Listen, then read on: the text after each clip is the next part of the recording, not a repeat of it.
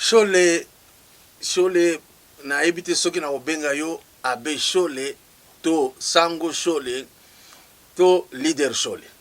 Bon, mingi kombo nanga nanu personnellement au papa na mama Bobo Tchinga ezaka Trésor Lumbu.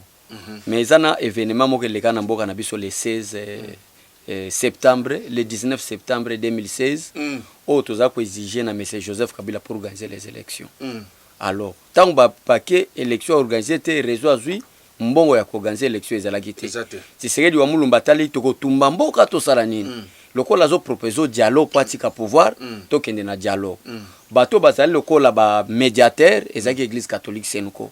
Na début to pesa bango affection mobimba pour to libérer Kabila, mais to yako comprendre que politique bazako sala ezali pour écarter l'IDPS et Tshisekedi wa Mulumba. Et on a compris vite que mutazali na complication ezaki donation Chole ya senuko. Alors du fait que biso tozaki biso ba to ba combattant de la rue papa.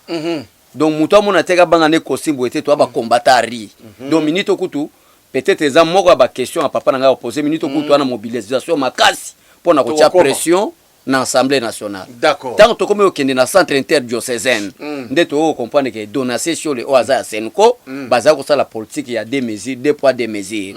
Écarter IDPS, écarter Tshisekedi wa Mulumba ko luka un indiscipliné politique parce que souci à français et ça qui chasser il ne faut pas baser mutoaza honnête pour notre travail d'intérêt peuple congolais et vous allez comprendre que même jusqu'à présent caméra za aux arrêts bateau bazo contredire tribunal et za église catholique soit disant banande peuple herba comme monanga du fait que ngana ndeko nanga yo kaso je crois Zolanda biso na papa Kadiombo toza ba leader à parlement de 10e ri er tozo tia pression poto kende na centre interdiocésaine nde ba combattant ba lubaki à partir de loyo donation Chole ya senko to kanisa ki oza muta confiance noza muta confiance to longoli yo kombo kisango wana be Chole to pesa ngo na président na biso abe Chole nde nazwa kombo wana. Alors Trésor Lumbu ouais alias Chole. Ouais Bande konangai, vous venez de suivre explication ici ka kombo ya abe Chole et Utaki pour comme alelo Chole leader parmi les leaders de l'UDPS. Comme toujours, moi j'inviterai les jeunes parce que sincèrement na lito yo tozako sala nous ne voyons pas l'espoir il y a que il faut bisotoli akuna kati pour combien de temps parce que dans la société normale comme on a 60-65 ans mutu fois kende retraite mais na Congo okuta papa à 80 ans azaka osala musala siko ba jeune lokola boye ba koza place wapi. Dans toute vérité nous accompagnons les jeunes à voir la République oyekoya et kozala maboko na bango. Voilà pourquoi la lutte du président Félix Tshisekedi est des visages nouveaux pour une nouvelle politique de la République démocratique du Congo Oyo Sengeli ezala dans tout le temps. Maintenant abe Chole est là toko tambola na ye na ko kenele bisika nyos na kotia na longoli na kotia na longoli abi misala biso ba secret ozana kati diambo to bandika kana likambo ya uti ko tumolawa bois faible IDPS bois faible biso IDPS to longoli dictateur na pouvoir ete ya zawa papa yo zala ki awate Kabila tika ki suke belena mandefa tentire po ya yo eza original façon ko intimider be faible que non o eko ya mais biso to kati c'est suki jour à passation pacifique du pouvoir bolobi ko yana awa na ba biloko te ouais biloko oyo tika ki wana na alternance tala ba vidéo comme na papa akata suki il faut pas jouer avec l'IDPS problème ya IDPS to président Félix Tshisekedi aza capable même ma dictature plus que Mobutu parce qu'il y a tout un peuple derrière lui tout ça capable de mobiliser parce que il n'y a pas de bons citoyens jusqu'à présent en dehors de président Félix Tshisekedi mais président Félix Tshisekedi a compris que Mobutu a fait 32 ans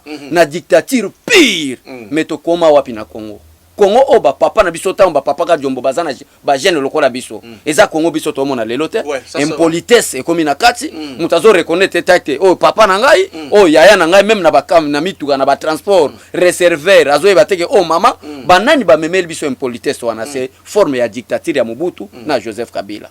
Alors tango Tshisekedi Félix a na pouvoir alobi à quoi sert bon système ebomi mboka na biso ngana banda ko kenango nde Félix Tshisekedi a na ba valeur respect ba principe respect à ba valeur jour Félix Tshisekedi azosala alternance bapesaka ye bible te bapesaki la constitution et cette coalition bato bazoloba ke IDPS aza faible c'est conformément aux dispositions constitutionnelles de l'article 78 qui impose, je dis bien qui impose au président de la République de nommer un premier ministre ainsi que les membres qui composent ce gouvernement au sein de la majorité parlementaire. Oh oui, parce qu'il est dit qu'il va confier la mission à un informateur pour identifier la majorité.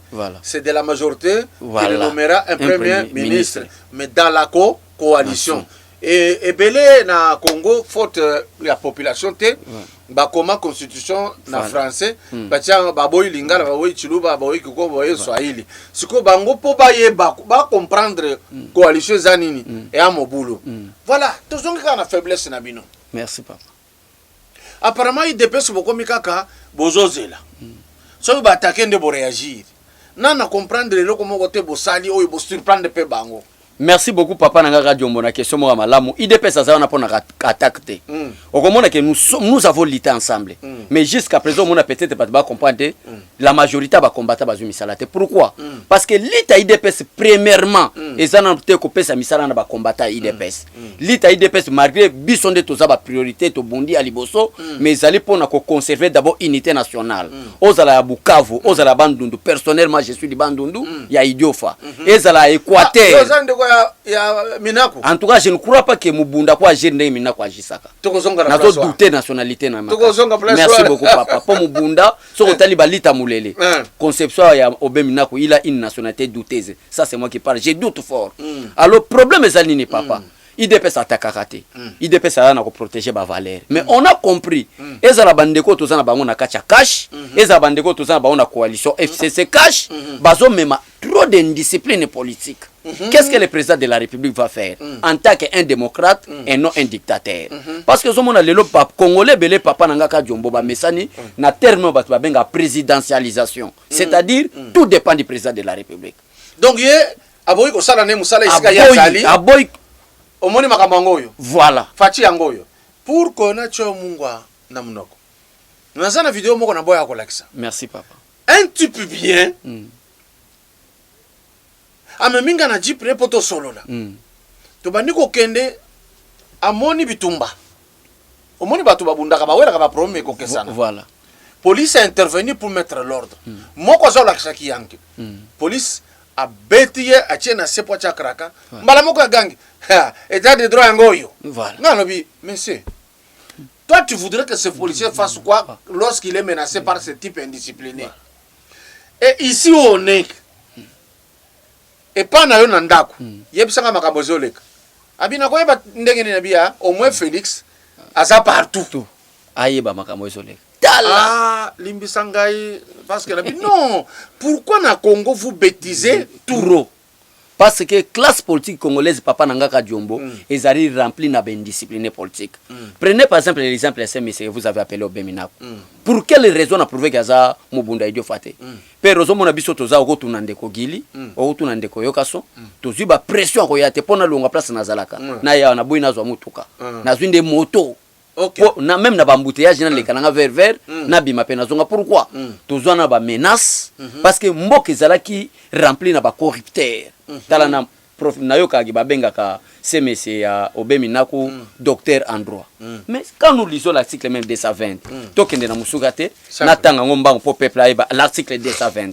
Balobi la réforme républicaine de l'État. Les principes du suffrage universel. La forme représentative du gouvernement, le nombre et la durée des mandats du président de la République, l'indépendance du pouvoir judiciaire, le pluralisme politique et syndical ne peuvent faire l'objet d'aucune révision constitutionnelle. Et lui veut réviser le pouvoir de l'appareil judiciaire. Bazo un exécutif. Voilà.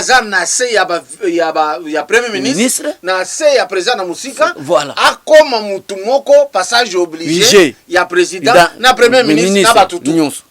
Or que justice même l'article conformément à l'exécutif national ou parlementaire, pouvoir législatif. L'article 151 a déjà défini Papa Kadiombo.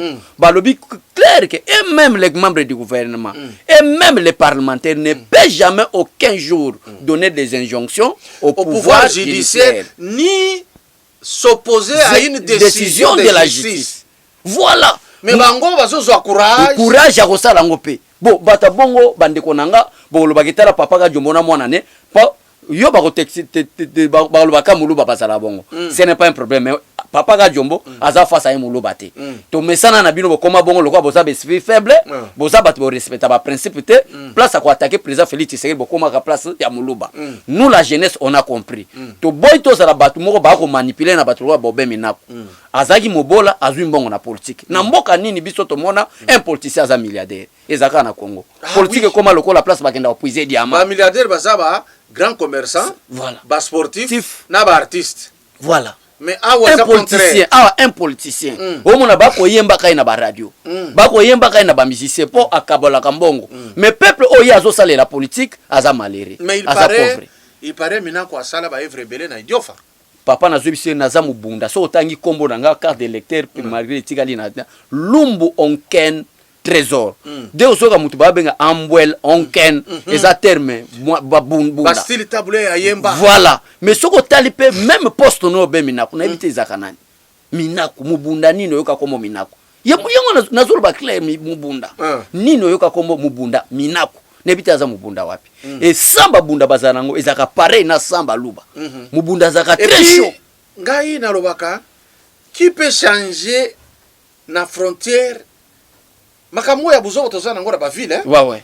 Parce que kuna oya kotaka na Kasai oya Kasai kotaka na Bandundu azaka na visate ayebeta te zamba ke sileli yao voilà akolanda mpuku tu akoti kuna kangi kuna akomi akangi mpuku nini asomi pe kwanga azongi. Mais biso qu'est-ce qui se passe normalement? Quelle est l'idée de Aubin à part koluka ko bebisa kolongola président Félix va pouvoir c'est pour faire plaisir à qui? À Joseph Kabila. Mais lui ne peut pas devenir président encore. Ata basali ndenge ni Joseph Kabila na pouvoir te. Papa wana na ko révéler ngwa. Pour président Félix Tshisekedi azala élu na élection le 30 décembre, ezala ki chose facilité. Du fait qu'il y avait la pression interne, biso tolba ke totie ba vie na biso. À quoi sert bon de vivre longtemps sur la terre mais vous êtes malheureux. Alors il faut to kufa na biso comme si basimbisi ne Félix gâteau. Bon, il va récupérer ndenge balingi. Wana ezaki intention à Joseph Kabila. Comme exemple illustratif, à la fin du mandat de Joseph Kabila, il y a un renommé président africain. À la fin de son mandat, Papa Kadiombo, je crois que c'était en Namibie, Kabila a déclaré comme ça. Je ne vous dis pas au revoir, mais je vous dis à bientôt. Mais à la fin de son mandat, et à bien qu'à la fin de son mandat, Aza sénateur à vie, c'est pratiquement impossible. À vie, au quotidien, n'a jamais connu. Mais azulobi alobeli bango pona bango baloba ki pouvoir Félix Tshisekedi ezali gâteau to PC. À chaque fois to zana posa ko lia gâteau to ko ya to récupérer. Maintenant ba moni ke moi na ngope Félix sango azalaki très bien formé. Aza vraiment sécurisé d'abord par les pouvoirs divins parce que ba lukia na ba piège belé ba bomaye bata FCC. Même avion yoka ke salaki ntono voana. Bazalaki bakana ka avion te. Ba monaki lokola dit par président de la République ko tseke yemoko azanakati. Baroupé. Maintenant, que physiquement, c'est pratiquement impossible. Ce qui peuple a battu, Félix Tshisekedi a eu pouvoir sika. Azaki na bagarre des républicains, Joseph Kabila Tikaka, baza benga bamoura. Mais à l'heure actuelle, Félix Tshisekedi a sa propre militaire na yé, ya uti ko former bango, bazawa. Maintenant, que comme pratiquement impossible ba éliminer physiquement. Tout ça la nito même crise na kacha institution. Or que crise na kacha institution bata FCC un moment donné makamba lobaka peut-être babo sanaka. Parce que Kabila zaki ye moko na Assemblée nationale. Alobi clair alobi je suis en train de chercher 15 bons collaborateurs. Azui bangote. Azui bangote. Siko azui bango. Nazo comprendre sur azui bango parce que ba même erreur za normalement. Oui. Ce qui muto aboye bozo défendre alobi je n'ai même pas 15 personnes. Afingi bango azofinga même obemi na ko azomi benga droit ya na docteur en droit hein na yebite école nin primaire Kabila tanga pa mine to yebite soko batanga ba prouver biso mais bobemi na so ba luki o mona ke baza ba docteur en droit ne ba mi benga comment est-ce que quelqu'un qui n'a même pas passé l'école primaire azo manipuler bino? C'est grave pour les politiciens. Obemi na ko tanga na école na biso na Lumbashi na Imara. Voilà. Voilà, même papa Radio Mbappé ça témoignage. Mais comment est-ce que quelqu'un, même ma collègue na école maternelle, même il y a humanité, boyébité, a manipuler bino. Il y a un contre parce que la classe politique congolaise, papa na wucholo, ils allaient remplir na ben discipline politique. Félix Tshisekedi a une discipline. Il veut discipliner tout le monde. Et ça la bakabila ba discipliner. Na yébité ce kotangi communiquer IDPS parce que tout ça na réunion de dimanche na lundi ici. On a koyeba position, qu'on peut sa position par rapport à la destitution à Jean-Marc Kabunda Kabund, qu'on peut sa position par rapport à Makambo balingi ba comme sa ministre de justice au-delà ba cour et tribunaux. Alors position IDPS c'est clair. IDPS a fongoli nzela a pesi ndingi sana ba magistrat. Mutu nyonso ayiba mbonga leta. Mutu nyonso a détourna mbonga leta. Mutu nyonso azana ka corruption. Boche maboko. Biso IDPS to libérer. Mais bon fongola dossier ya FPI te. Et nyonso za kofonga ma papa. Oyebi papa to bomba ka bilongi te koloba. Pouvoir Félix Tshisekedi azwaki. Peuple waneza makambo ko bomba te peuple nyonso ayebi ba contesta kananu nationalité ya Joseph Kabila. Ba duta ngo nanu mingi. Et ngai moko di bandundu na mona général moko général na province bandundu. Même kombo na ye, ozo senti que c'était rwandais. L'armée a été infiltrée. La police a été infiltrée. Le service de sécurité a été infiltré. Papa, même na biso na lemba, na limité, ceux qui ont lobby qui au tambola, au moins qu'il y a des policiers, bazana matriculité, mais bazora, bon, on a tracasserie, basala kana peuple. Donc tout a été infiltré. Et puis, voilà. Biso tozalaka na mangwele. Voilà. Na mangwele. Ozana ngote. Mais kuna ezalaka te. Voilà, kuna ezalaka te. Mais bazao. Mais bazali awa. Nde yango na bike zaki infiltré. Alors quelle politique Félix Tshisekedi ko yanango pour contrer Batouana? Il faut azala humble à même brutalité te. Ozomona même nzambe na makomi na ye. Alobete 2 ou 3 exemples suffit pour établir la vérité. Vérité zalinine. L'armée a été infiltrée. Félix Tshisekedi il faut pas y en radicalisme. Oh et ça là qui cause que Laurent Désiré Kabila kende na sama belé. Ah ndeo yo. Monsieur Barnabé oyo Rwandais. Voilà. Alobaki soki Félix a travaillé na bisoté. Voilà. Laurent Boyaki na biso RCD. Voilà. Azali Soussouté. C'est que ça source ya mutoyo. Voilà. Ebi comment Mouzé a été tué. A été tué. Donc il faut pas Luka Bernabé Bernabé wana. Je crois que Balanda Kaye papa. De Félix Tshisekedi a comprendre avec toute la sagesse qu'il a, l'intelligence azanango, albina mema bango mais il est grand temps maintenant. Il y a quoi agir papa nazo biso mbula oyo ko silate. O nyonso ayebeza Balbert Yuma. O nyonso ayeba détourner mbonga l'état justice c'est kozwaye. Très bien. Alors justice kozwa batwana parce que bozali ki kosenga ngai mingi azaya IDPS. Na koteli epai na ye po message comme pas bakonzi na sala ba émission ebele po na koloba bato yo bino soki bolakisi bolingo bazana bolingo te bango bazoluka nde ba laisser pourrir la situation ba benda mulai ta ici là ba ya koyebisa bato ke bomoni bakanisa yeza facile boye na boye mbongo ya république ezali mais zana maboko na bango na maboko na bango eloko bazoboya nde kozongisa voilà alors ba fungola kaka ba dossier sans pitié. Et puis, une autre démarche est aboyée. Est-ce que beaucoup de na rue, ceux qui va keika ba koti assemblée, o mabunda abeti tokon, o moni azakana ba action lokola ba plombier, tokon, o toza ko sala analyse, to voter pe loi wana. Bo sala nini bino ko libanda ya shakoti. Bon, papa nazo bisayo biso toza bata mibeko. Biso atozo mona biso to ganga ga problème na biso to linga ba valeurs à la respecter. Ça c'est l'article 5 de la Constitution. La souveraineté de l'État congolais appartient au peuple. Biso to ko agir tel ko la IDPS. Mais nous agissons en tant que tout un peuple congolais. Peuple congolais. Et vous allez faire quoi? Nous allons denge na zaboy na canal lopé na chaîne Papa Kadiombo TV na lancer mobilisation. Boyo ka modo de ko pesa na nzela ba konza IDPS. Parce que c'est l'IDPS qui est en train de lutter pour l'intérêt ya ba famille na biso ya nation. IDPS zo lutter pour l'intérêt ya famille na ye. Félix Tshisekedi as chef de l'État il y a déjà une année passée. Combien de fois boyo qui est que assombé à ta concession quelque part? Metala Vital Kamerhe. Directeur de cabinet qui n'est même pas une institution. Metala Makambo Asali. Tala Balbert Yuma. J'ai kamine ndenge kendaka. Ceux bozo batté parti, ceux bozo batté awa na moment tozana confinement déjà qui me paie ces produits plus de 3000 tonnes ya maïs. Na régime à Félix Tshisekedi. Oh peut-être peuple a zoïbaté. Qui vivra verra bo pesa bisota. Mais quel est le problème? Nanzela Kadiombo TV ya chaîne ya papa nanga na lancé message. Peuple congolais ya liboso abali tribalisme. Muluba zande konayo, ndenge mungala zande konayo, ndenge mukongo ande konayo. Dès que biso tozo kende na division, biso moko toko panzana. Un jour toko regretter. Biso no somo, surtout la ville de Kinshasa. jeunesse ya Kinshasa naze lenge lokola bino philosophe moko aloba à quoi sert bon de vivre longtemps sur la terre mais vous êtes malheureux même mikate à sanfro bimana tongo senga c'est inutile de vivre sur la terre mais vous mourir biso nous se mobilisons nous et ça déjà na alerte autozo lancer mot d'ordre assemblée nationale soki bakoti papa benganga na chaîne na yo awa oyipsanga bakoti olobaki pamba peuple a barrer route. Ça c'est l'article 5 de la Constitution. La souveraineté. Voilà. La Moutalingi. S'accaparer na pouvoir à peuple. Félix Tshisekedi d'aboma Moutouté quoi comme président de la République. To qui pression élection et salemi abima gagnant. O azana posa ko boto la pouvoir na maboka Félix Tshisekedi. Mobiliser peuple na yo na 2023 pour être au battre Félix Tshisekedi mais pratiquement même possible pour battre président Félix Tshisekedi. Très bien.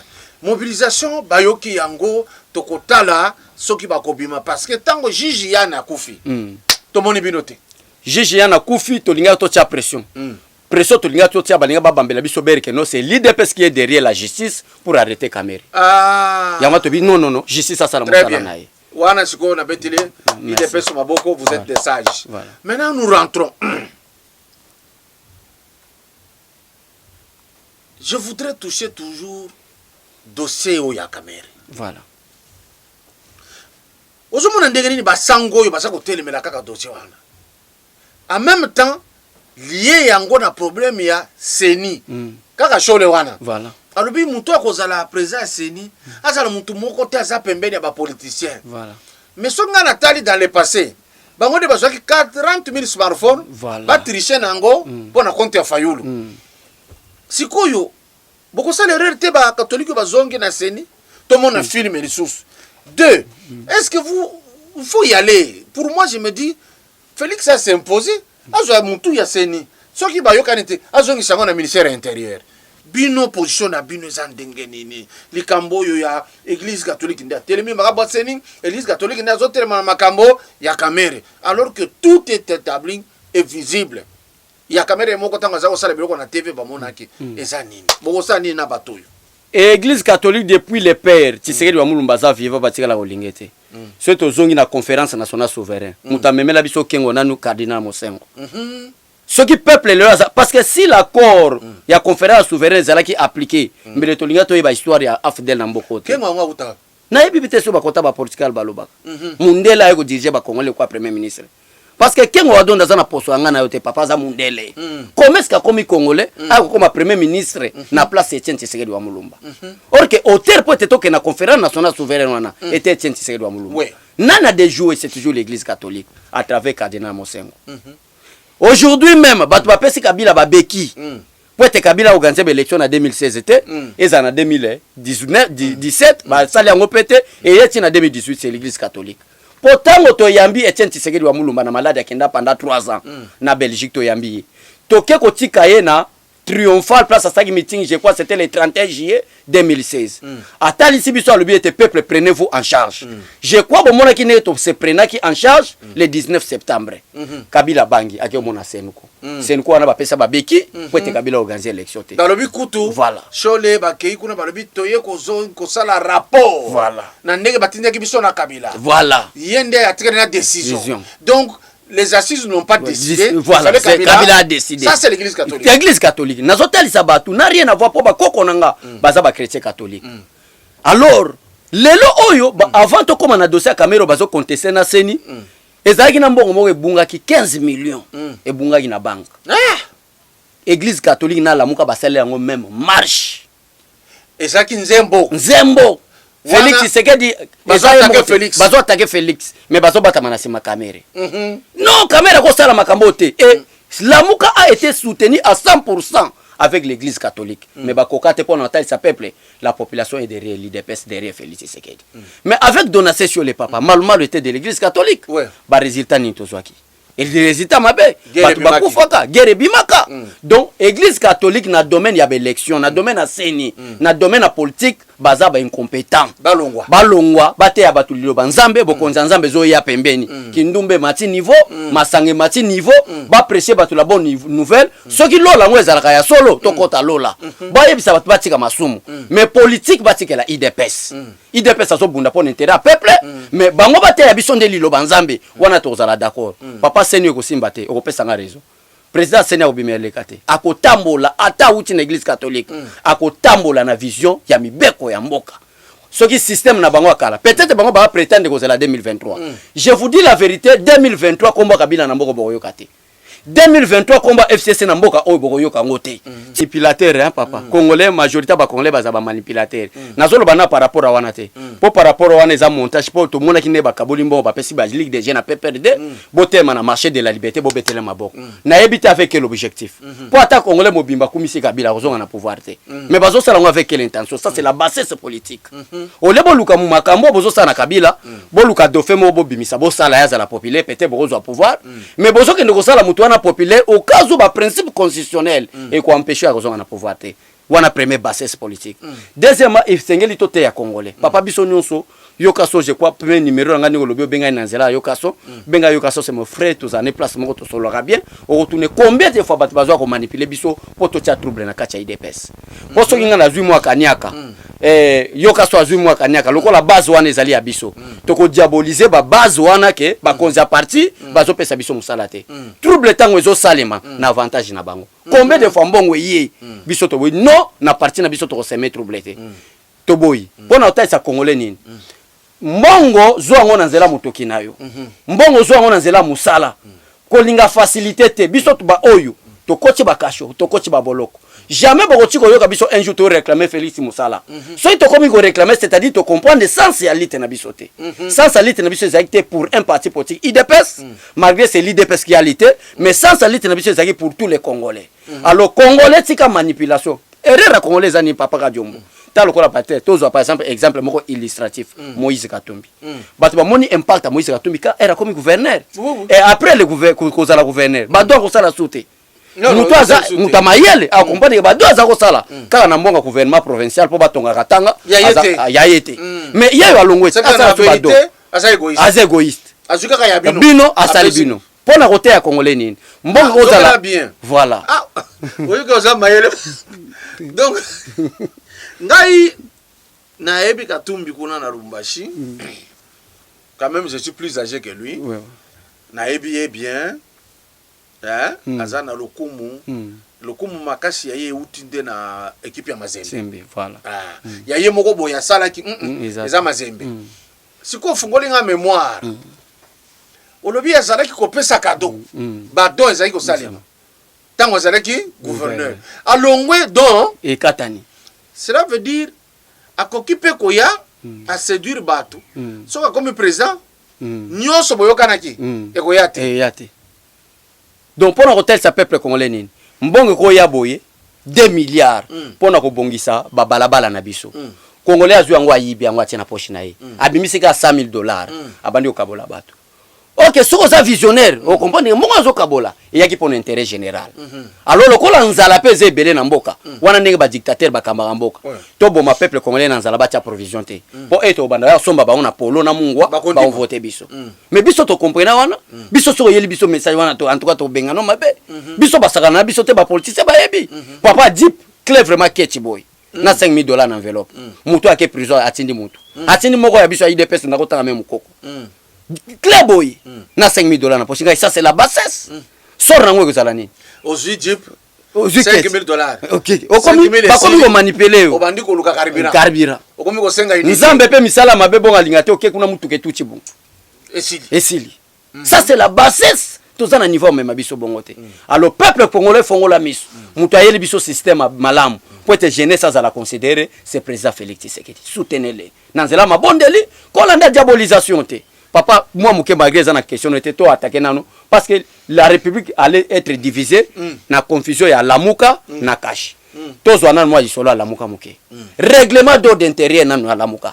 Et puis, si Martin Fayulu a la candidat dans l'élection, ils ont la machine à voter. Mais IDPS, l'essentiel pour nous, c'est l'alternance. Ata Félix Tshisekedi a kubimate. Mais la personne de Kabila, tout le monde na tête à payer tout benganaï. C'est ça l'alternance. Mais tu comprends à notre grande surprise, peuple congolais, mboke za biso. Na muluba te na mubunda idiofa. Fongola miso na mboka na biso. Mara moko bakende kuna nanu Félix Tshisekedi na IDPS. Baboya ki makambo ya kubimisa candidat comme opposition. Balobaki ke le meilleur gagne. Biso nyo soto kende oya ko bima biso IDPS pe to ko travailler na ye bango balobi non zoko nde ezaki comédie bakende ko kanga Félix Tshisekedi na kati ya chambre basala yeba ezaki comédie na bango. Alors bakomi kuna ba voter règlement d'ordre d'intérêt na bango un pour être candidat de commet de l'opposition il faut une représentativité na niveau national de l'ancrage ce retourni décidé même na ville qui quitte ça mutasala li Martin Fayulu campagne qui quitte moi c'est Adolphe Musito pona mbongo o ba détourner n'importe Mobutu ole n'importe Kabila Joseph ole ba tonga ngo villa qui quitte ba tongi villa qui quitte ba tie ba poche na bango maintenant système ezani ba ke ba kabela ba villageois et ba mona ba ona ba boîte sadi ba ko yembela bango mutasala campagne ya Adolphe ya Martin Fayulu à Chantal Musito moi c'est Adolphe Musito pona ko loba nini pona ko loba ete azalaki même na représentativité à partir na été na niveau national mais ba violengo. Cela n'empêche pas qu'il y ait bon. Mais ce qui est très important, peuple congolais, il faut comprendre des années, papa Kadiombo. Et ça dit que heureusement, nous avons violé le règlement de la chambre na emoko, c'est-à-dire que nous avons violé, à respecter. Na kati règlement d'intérieur à la muka, une parodie d'élection. Bango ba benyango de bongo. Parodie d'élection, c'est-à-dire quoi? L'élection avec la machine à voter, Martin Fayulu ne peut pas participer. Mais Martin Fayulu a élection. À 5 ans repentance que bolimbi sangana ken asenga pardoté expliquer peuple pourquoi que la machine a voté wana premier élément papa deuxième élément au peuple sengeli ayeba au peuple sengeli a expliqué peuple congolais Martin Fayulu faut asenga bolimbi si comment est-ce que yo boya ki machine à voter na moment zo boya machine à voter par quel miracle on peuple congolais alinga ki benga na Kabila na pouvoir parce que ko benga na Kabila pouvoir na première fois ezaki organiser les élections en 2016 alors bien ça na moyen té siko moyen ko tia machine à voter ezaki pour être baki mabasa l'élection té to kenda à une deuxième dialogue osomona papa nanga mais Martin Fayulu faut expliquer peuple congolais malamu nyonso na so pesa ba exemple tozo zo pona nini pour to attaquer peuple congolais quel est l'impact à président Félix Tshisekedi face à sa nation face à son peuple. Alors tu as constaté le komoko boye na bato ba réclamer trop et ça ba to abandonner ba to ya Kasai et ça nini te za bata bandu ba Kasai te quel est le problème problème nous sona basoluka ba Kasai te basoluka bata bandote basoluka la personne de Félix Tshisekedi Ozolanda talaka après publication ba résultat et ça la guerre civile mo elinge kota entre les Kasai et les bandu peuple congolais ba comprendre te raté et simbité donc ba buzu moi mutu mo Kasai mo ba betier na kota ki kwit nga moko na sali be mission na tindio ba video papa mwana mususu Kasai ba 4e makolo na bandundu poaza muluba ndeko Félix Tshisekedi quel message bazako pesa na peuple po ba yebisa peuple Kasai azala Kasai ke tala ndeko na bino koto na bandundu makabasalie bino moko pe kuna bosala nini bobo mabata bandundu elinge panza na Congo mobimba na ba Congo ezosalema na bandundu ezosalema guerre civile ekota maintenant quel est l'objectif de ces guerres civiles maloba Adolphe Musito na Sainte-Thérèse tokosala devoirs et moyens to empêcher d'investir basala nini baya tala mission na bango papa bandoki et congolais bazolanda zolo bango officiellement na ba télévision congolais fanya zolanda beta pe maboko tala degré ba commissaire congolais nde yango biso jeunesse asika o to zui lesion o to kutana Etienne Tshisekedi wa mulumba boye to zana li pamboli ya politique Etienne Tshisekedi to biso ki ba papa na biso akala baza se trahir soki ba 13 parlementaires akala baza ki se trahir biso nouvelle génération ezato sangana bomoko bata Sidi Kivu bata Nord Kivu bata Bandundu bata Kasai ezana kati ya Rwanda te mais na République démocratique du Congo on ne peut pas parler de la République démocratique du Congo sans citer les Kasai sans citer les Bandundu on doit parler de la République démocratique du Congo c'est la composition de toutes les 26 provinces par rapport à la constitution actuelle. Très bien. Par rapport à la constitution actuelle, ça marche très bien. Tu as la colère vraiment, la colère, ouais, bah église, la colère sainte. Parce que y a la colère constitutionnelle. Voilà. Aux autres la texte, tu n'arrives pas à cerner, comprendre ces gens sont comment. Voilà, papa. Maintenant, il y a aussi un autre problème. Vous avez échoué à cause de Tambomamba. Qu'est-ce qui est arrivé? Parce que dans une matière pénale, lorsque comme il n'y a pas procureur, procureur a jugé. Voilà. Attaque au boyokani bolobi makamwane silbinomi balé. Mais la loi prévoit que bakoltala yango sikoyo na appareil judiciaire otikate. Voilà. Mais babengi akete. Et a faiblesse. Tes faiblesses c'était premièrement malgré tous en état de droit on a fait peuple il faut ba banane que tozo banga Alexis Tambomamba te parce que à Tambomamba so ezana bato baza les hommes les plus faibles eza parmi ba Alexis Tambomamba comment est-ce que papa à 3e âge lokola a cause en a passé mon criminel Peut-être les autres trop cher, les autres taxés cher. Ce n'est pas moi, tout Alexis Tambwe Mamba. Pourquoi il devrait être arrêté en Belgique, c'est Kendaki? Parce qu'il n'a passé criminel à Zanango. Papa Mokolo Bongo criminel. On est à premier élément. Quelle est l'invitation à procureur? A-t-il première invitation? Ça c'est procédure normale. Deuxième invitation, procédure normale. C'est à toi l'homme, Yako Kende, ou soit Kende. Tu es libre de agir façon moni. Mais la force reste toujours à la loi. Le quoi dit des premières des invitations comme à terme. Le procureur a fait une déclaration pour dire à M. Alexis Tambwe Mamba de choisir des H. H comme honneur, H comme humiliation. Mais j'ai compris que Alexis Tambwe Mamba choisir H Mamba benga humiliation. Il sera arrêté. Et humilié. Et humilié. Même d'accord. Exemple illustratif. Tant que conseil d'État va passer lettre à notifier ministre intérieur que assemblée cotate pour l'élection à premier vice-président de l'Assemblée nationale. Nana kotaka. Personne. Akokangama aza l'homme le plus faible. Namona kina ba Jeannette Libanda. Bango nyoso na ba Jeannette. Ba Nyamugabo. Les Mende. Les Mende. Mende comment on peut déclarer? Ko déclarer. Nakamwe. Hein? Voilà. Mais c'est lui qui disait que vous allez subir la force de la loi. Maintenant la loi est là. Amoni loi la force à sentir dose. Problème na bango biso to kena batu wana ben discipline ba kenda na bango bango te. Ero comprendre que ngande na zabo na mona papa ka diomo na zo éducation malamu. Pona ko bebisa réputation papa na ngate. Muto azali boso nga certaine indiscipliné. Na meme na contre ka na point moko. Na ebi place na pozo ina pete. Ne to mema bata FCC. Ah quand les meetings à part ndenge bosala ka ba parlementaire debout. Mais ba meeting ya kafuka fundenge Jean-Marc Kabunda salaki yango na descente au Kasai. Voilà. Nandenge salaki na bino nyonso félicitations na stade. Voilà. Ayebso abeshole. Tala batu na IDPS bangoyo. Le président Félix ayo kozaka kayo. Afandisho. Lukela nga kombo na ko tia dirika po kamera comme déjà condamné. Kamera zate po na nga dirika nazo mona ko jusqu'à présent nazana na 3 personnes à IDPS où on a confiance que attaquer à trahir. C'est lui-même le président Félix Tshisekedi, Jean-Marc Kabunda Kaboun et Augustin Kabouya. Jusqu'à présent bazana 3.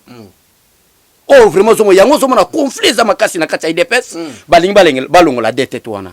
Quelles sont ces dettes? Jean-Marc Kabunda Kaboun et Augustin Kabouya. Bazwa des aventuriers batia wana po babanda compliqué IDPS face au chef de l'État. On a mission na bango.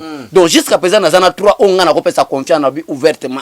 Et na IDPS to pesa confiance na n'importe qui. Parce que to ebi ba sen ba sala biso. To mona ba mavungu. To mona me ba Jacques Meno ebi que Jacques Meno za membre IDPS. Ouais na ebi. Mais ba complication sur les gars na IDPS le loyer pas za membre. Si on muta bongo botike les partis malgré de nous de l'IDPS. Jusqu'à présent nazana confiance à 3 personnes. Mon président Félix Tshisekedi, le président du parti Jean-Marc Kabunda Kaboun et le secrétaire général Augustin Kabouya. À part bango wana soit bachanga directeur cabinet. Ponga mon ami confiance na. Oko sambu sabat. Ah papa directeur cabinet. Wala ba oloba. Bolongola ye. Voilà. Ezane ti publicité tito. Bazana stade. Mutwana zo fute. Na ke balibi oyo azaki ya mukoro pembena. Bulungula ye. Bulungula ye. Donc ba komanda kuganga show le place ala toboy. Non franchement je suis très flatté. Na réponse au PC. Donc le président Ngaï conseil n'a pas ça. Il ne peut pas prendre un dirkab qui n'est pas du parti. So ozu mutu allié. Akomona déjà que on a déjà dirkab. Azu ba secret zo tambo la place wana. Akongo boulé. Voilà. Nakoki ko comme paix hein, chef de l'État et puis ça ba idée wana. Donc c'est vraiment nécessaire, c'est très bien. Ba IDP caméra zo ki angwana. Na kati akora na obe izalaki azala premier ministre. Mais le poste du premier ministre donne à un parti qui a obtenu la majorité parlementaire. Le quoi Félix moi nzambe bolingo ebele, mon frère, tu raté primature. Ça la directeur à cabinet, tu la trahison. Tu la kosamba caméra papa. À chaque question, c'est l'instruction du chef de l'État. Mais moi je me posais maintenant la question, même mariage à caméra c'est l'instruction du chef de l'État. Parce que Kamera Sali mariage era uchi la directeur à cabinet. Oui. Donc c'était l'instruction du chef de l'État aussi. Non ça. Or que mission na bango papa nanga ka jombe zake nini. Le quoi ba que juge naturel le président de la République, c'est la cour constitutionnelle. Et intention na bango ba que souka dossier à Kamere et ne souka wapi na cour constitutionnelle. Du fait que azako ba chaque chose sur l'instruction du chef de l'État, cour koka ki pe ko ba que no to ben sana chef de l'État ngo du fait que azako juge naturel to yo kana no ezalaki nini mission na bango ezaki wana. Est-ce que ce n'est pas un complot? Parce que Muzitu et Fayulu bauti koloba que na Voice of Africa balobi nous exigeons que le président Félix soit aussi entendu. Voilà. Quel rôle est-ce qu'il jouait dans les 100 jours? Voilà. Répondre à mais 100 jours, ça c'est la base. Bongo, donc je comprends que Cameroun n'a pas que FCC la muka eloko moko. Batunyo so balobaki balongwe bakosaki. Mais baka eloko moko. Kabila Panzaki bango pona ko contrôler IDPS. Et Vital Kamerhe était le directeur des renseignements de Kabila auprès du président Félix Tshisekedi. Au moment où Kamerhe est directeur du cabinet chef de l'État, ba lettre administratif ya président zako fuite tina ba réseaux sociaux. Depuis bakanga yeka. Tala depuis bakanga Kamerhe nege président se respect koti. Il était l'honneur de Joseph Kabila auprès du président Félix Tshisekedi. Balamu kozomona c'est une fausse opposition au peuple congolais. Ba service à Kabila. Bana ya Kabila. O Kabila zotinda bango. Tala biso jeunesse ndenge naza boy papa ka diomona je parle de l'abondance du cœur. Moi Bécho le trésor l'homme que vous me connaissez. Allez travailler avec Joseph Kabila. Ça c'est la bassesse. Alors, pourquoi le président de la République nomme les gens s'ils ne sont pas de l'Europe, bazaka ya Kinshasa? Est-ce qu'il n'y a pas moyen boye bisaye que ce qui a lingué à refaire ce qu'il y a au cabinet naïe, azo batouti à province, il y a déjà intègre, mais bazo bangote, on ne sent pas cette cohésion nationale. Est-ce que vous pouvez faire parvenir ce message? Oui, message on a déjà tout lobby en belé, exécutif ezaki na réunion et représentativité à niveau national les alaki ba fédération na biso bazalaki, mais à un premier temps tant que président Félix Tshisekedi a composé cabinet naé, au moins attaque kolongola bato kuna elingi pesa moi ba charge belé na l'état congolais. Moto mususu uti bandundu azana famille awate, il faut faire loger monga l'été zo bima pam. OK na kesa ina penser à IDPS ata 1 centime oyibi ozana ngambo na peuple congolais. Ndé yango zo mona batala na bato awa na ba obazali banda mboka na ba moyen na bango ba yi mais awa cabinet ba so changer remaniement zo sama na cabinet pe na gouvernement. Ah c'est vrai. Oui remaniement zo salem.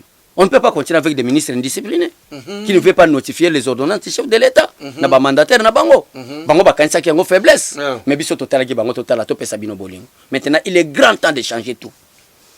On va changer tout ezala na cabinet. Mais si quoi bato ba comprendre des gestion président Félix Tshisekedi. Talana no moi si o ya directrice ya communication président Lydio Manga.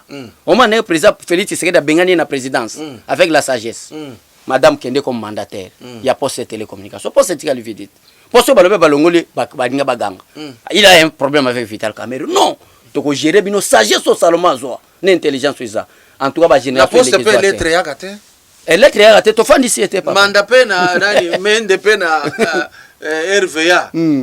Maswama exactly afanda kuna papa afanda na mona ka pe sherbe okende afanda kana lac voilà to kutana na bileki na ngai ba je mandataire na lac avion te voilà bureau pe bakitite nini inde yango asirika ki akesi ko côté à Moïse Katumbi.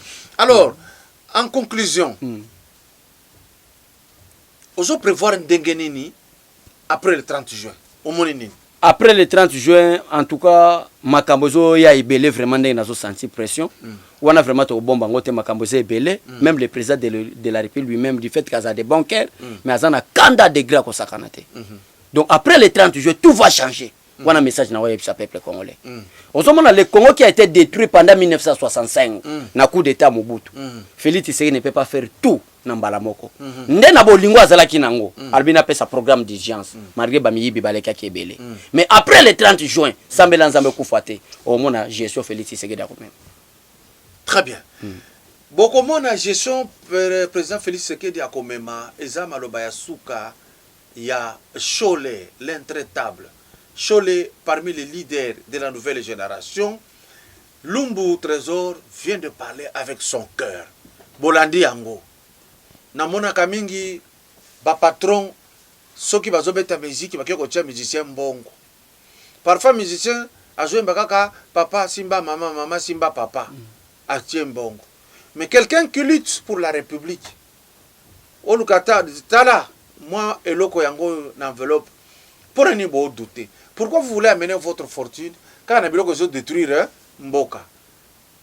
Nakanisi abe Cholet azo pesa siko numéro na ye. Na malembe ba onyo so balandaka Kajombo TV boy kisanga sonete moi enveloppe et la ye moi osho bali na bali nanduzi raison pour de plus il y a que il faut ba soutenir yo nanye kende liboso parce que ces jeunes gens comme nous travaillons avec beaucoup de risques ba jeune lokola na minute oyo il faut qu'on tazoze la confirmer ici là afin na terrasse amela ali ya musuni mais ye azangi possibilité ya kosala wana. Pourquoi? Parce que tout le temps baoluki ça y est ça est là, et dans l'entretemps comme il ne sait pas tout le temps sortir pour travailler à gagner pain, et ça difficile dans ba pays organisé. Il faut soutenir des gens comme eux pour que azala makasi kaka ya kosala musala zosala. Show les numéros. Merci beaucoup vraiment papa. Na kopesa ka numéro na yo. Moi j'ai confiance en vous. Non non. Yanga basanango. Babenga nga na numéro na yo. Ah c'est vrai. Mutonyo saninga sala don c'est mon père. Il faut biso ba congolais to mesana ko se faire confiance. Ko sala te batumo ni to mesana na confiance. Papa ka Diombo, papa nanga donyo solinyo pesa eleka na kanala papa ka Diombo et ko koma to ko pesa bino pe merci. Je vous en prie. D'ailleurs, chaque fois, il y a qu'à et komaka. Merci beaucoup. Jamais parce que je me dis, c'est que les hommes de la terre ont fait pour moi, il y a bien. Ils aient belé. C'est que Dieu me rend comme service en faisant des surprises. Ils aient belé. En tout cas, moi, tout ce que je peux dire, tango kobala, obosana bisote to ya kotala, to fanda. Merci papa. Parce que ce que bali mukoloane ko zala esika biso to ya ko mela mi jour wana. Pe to ko karate ko sala yango. Merci papa. Merci beaucoup. UDPS vaincra, vaincra, vaincra. Bye.